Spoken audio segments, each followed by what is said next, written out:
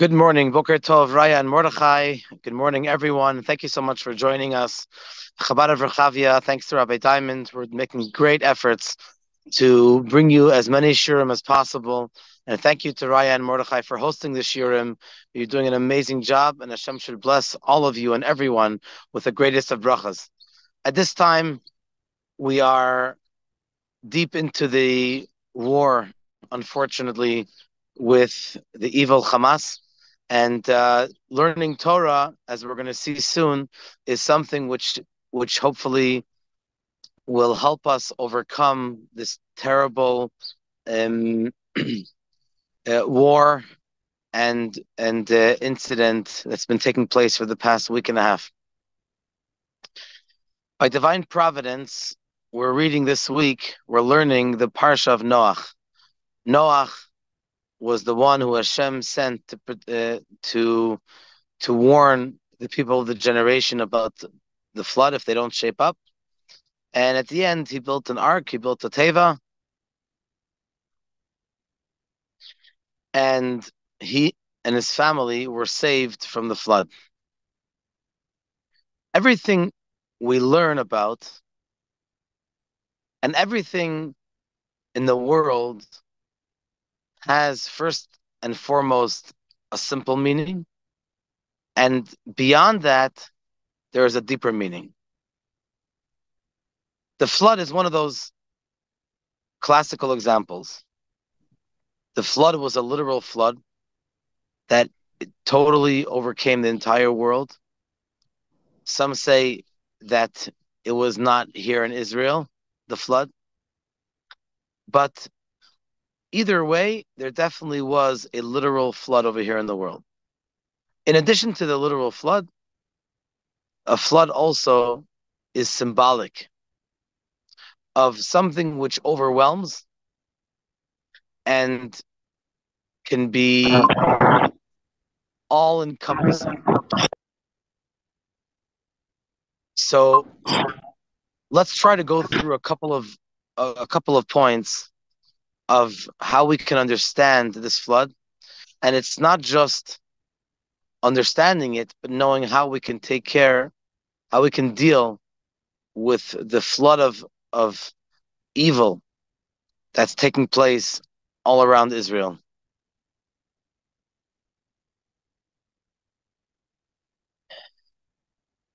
The flood took place for 40 days and 40 nights. This is symbolic of a mikvah. A mikvah, when a person goes into a mikvah, which by the way is water, a body of water, in order to become pure after being impure, one of the ways that a person can become pure is by dipping into the mikvah, where the mikvah, the water of the mikvah totally surrounds the individual totally, and that accomplishes the cleansing. In other words, it's not necessarily, and really it's not physical dirt that the mikvah is here to clean. Rather, it's a spiritual uh, un uncleanliness. And through the fact that a person goes into the mikvah, a person can become pure. So it's not just touching a drop of water. That can be if a person touches, comes in contact even with a drop of well water, which is from the source. But general water, the person has to be totally encompassed, which means that the idea of the mikvah is twofold. First of all, it's the bittul, the selflessness, the fact itself that a person dips their head into the water and the water totally encompasses them. That is showing selflessness and bittul, especially when it comes to water. Water represents Torah and water represents life. So when a person um, nullifies themselves for kedusha, for holiness, then the holiness can have a strong effect on them. So basically what we're saying is that the act of the mikvah makes a person pure, but moreover, and that's the point that I'm trying to talk about, is overwhelming of good, the overwhelming of water, totally encircling the person, like a sukkah, for example, where the entire body goes into the sukkah and becomes uplifted and elevated through this very high light that is at the time of the sukkah. The same thing is by the mikvah. Unfortunately, now in Israel, there is a flood of rockets, not this moment, but for example, last night, there was a period of an hour and a half or 2 hours where in the center of Israel, all throughout the day yesterday, there were nonstop sirens in the south. And yesterday evening, there were 3 or 4 massive attacks from Gaza to the center of Israel. And how do we deal with this? What can we do? We feel like we're chas v'shalom. You just look at the news, one can feel helpless. We're never helpless, but that's the feeling that the person can get. And so we're taught by Shlomo HaMelech, by King Solomon. He says as follows in the pasuk: Ki zeh le'umad zeh asa Elokim. This, opposed to this, Hashem made. In other words, Hashem created Kedusha, holiness, and unfortunately also Sitra Achra, the other side, as it's called in Kabbalah. And so we have one opposite the other. So for example, we have the 10 Sfirot, the 10 luminaries from Hashem in Kedusha and holiness. Also on the other side, quote unquote, they also have 10 levels of impurity. The idea is that we always have to remember that if we see something negative, then we should not stop there. It's not the end of the world. If there's something negative, there's always something positive, which, so to speak, equals to it. But of course, it's much greater than that. What does that mean? That Hashem gives us the power to hold on to the good, which is the opposite of the negative, and has even a greater power than the negativity, of course, because that's Kedusha. Kedusha has a lot of power, a lot of energy. And that gives us the ability to overcome the evil. So when we see an overwhelming amount of evil that's trying to take over in Eretz Yisrael, we have to do zeh le'umad zeh. We have to do one versus the other. In other words, to overwhelm ourselves, to overwhelm those around us, to overwhelm our soldiers, to overwhelm all of those here in Eretz Yisrael with positivity, as we're going to mention in a moment. So we have to counter the evil by bringing in positivity. Baruch Hashem, there are so many ways that we can do that. For example, a little play on words in Hebrew. You know Tehillim, the book of Psalms. How do you say rockets in Hebrew? It's spelled a little differently, different letters, but it sounds almost the same. Tehillim. Tehillim, the book of Psalm, is Taf Hey Yud Lamed Yud Mem Sofit. And the rockets is spelled Tehillim, the rockets is spelled a little differently. Tet Yud Lamed Yud Mem Sofit. So just a play on words, but you want to counter the rockets? Say Tehillim. I mentioned in one of the earlier classes that the Tzemach Tzedek, the third Chabad Rebbe, said that in the time of need, actually this is from the Rebbe Maharash, to say Tehillim B'Shufi. Let's start again. I mentioned in one of the earlier classes that the Tzemach Tzedek said, if we would know the power of every word of Tehillim, we would simply sit and say Tehillim all day. Then the second thing is what the Rebbe Maharash said, Rabbi Shmuel, the fourth Chabad Rebbe, the Tzemach Tzedek's son, that when the Rebbes were in a time of need, great need, they would say Tehillim Beshufi, a tremendous amount of Tehillim. What is Tehillim Beshufi? The regular Tehillim is Tehillim divided up to the days of the month.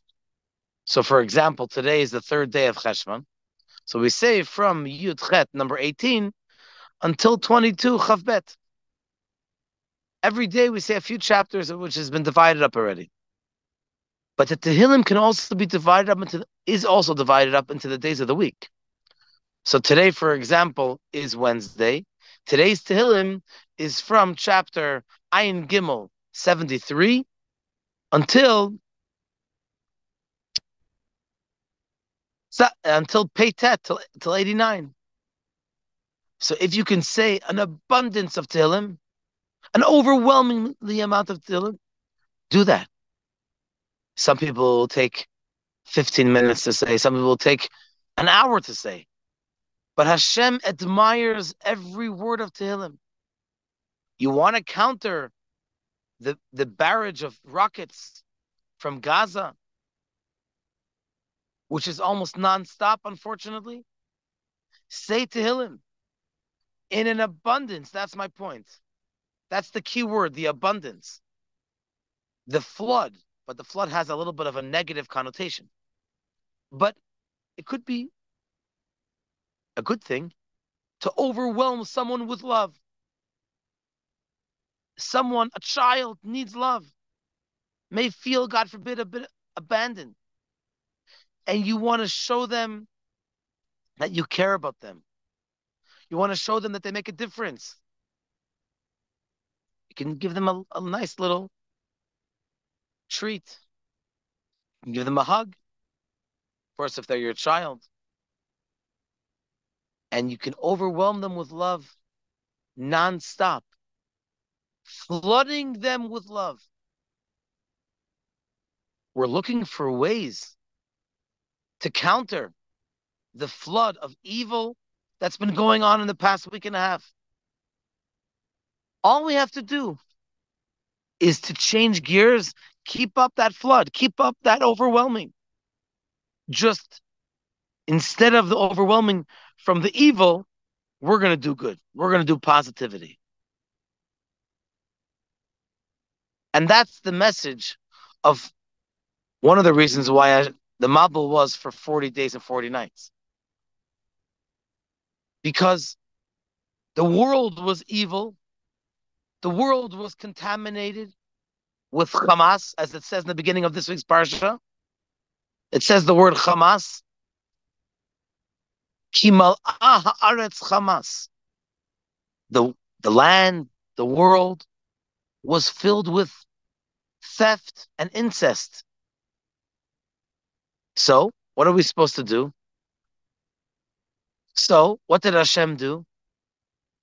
Hashem brought a mabul, brought a flood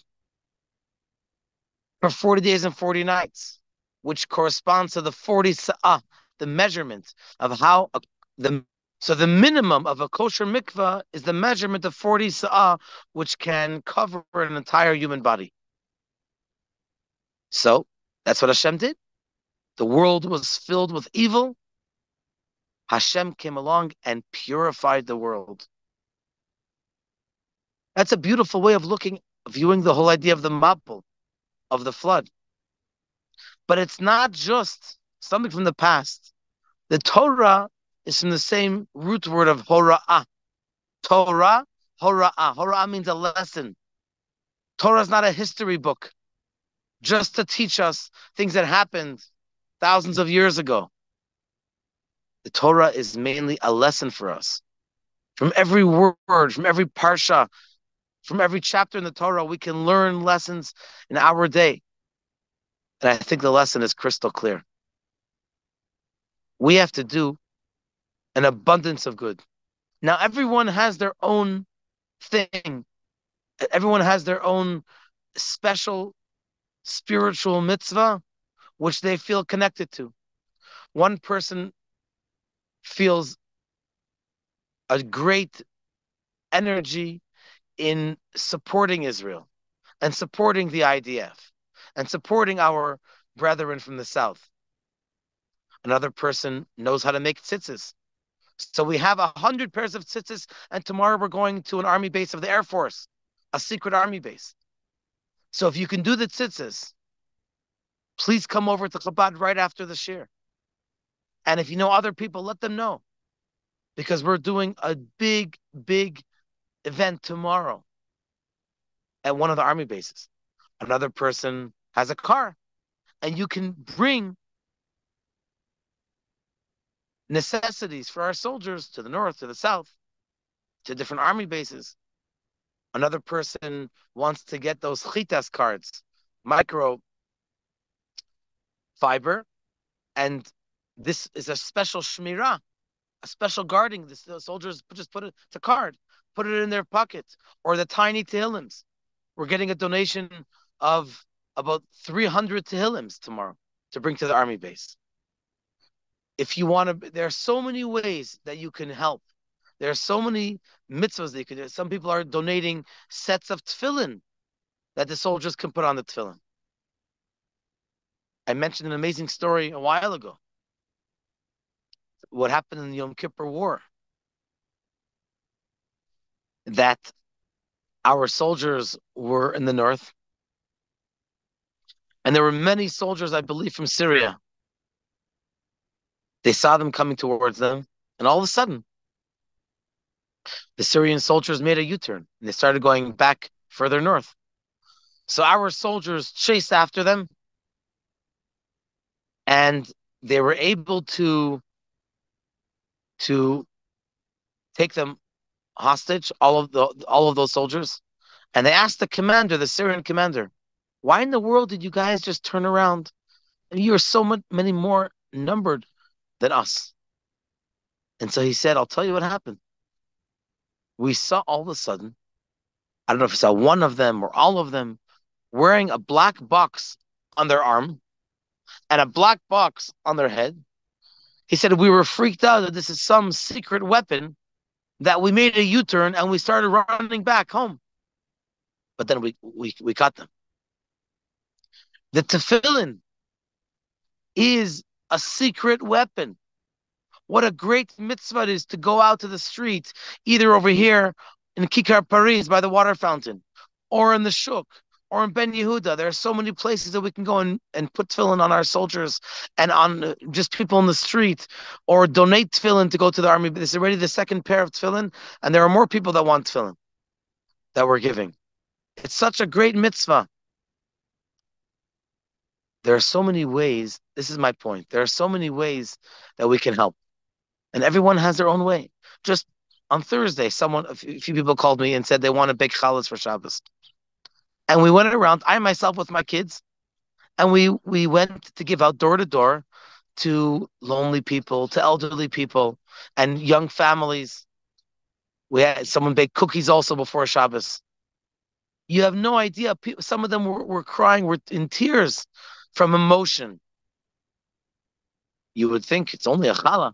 Yes. It's the love that people need. I thought of you. You care.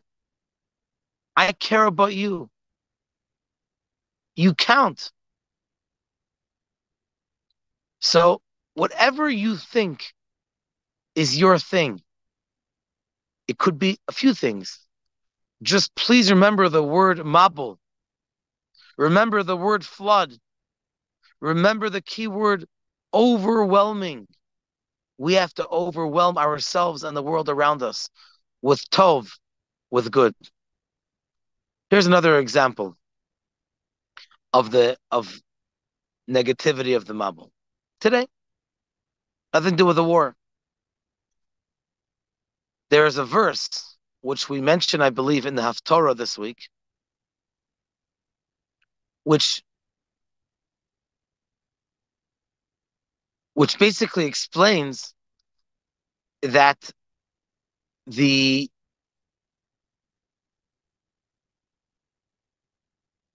daily worries that we have sometimes are a conflict with our learning Torah. But the prophet says, "Unaharot lo yishtafua." It doesn't make a difference how many rivers come to try to overwhelm a person from davening and learning, will never be able to extinguish the intrinsic ahava, the intrinsic love that we have to Hashem.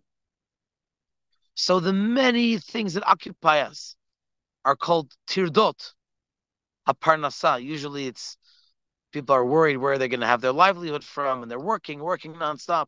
But today, I think these concerns are much more than ever before.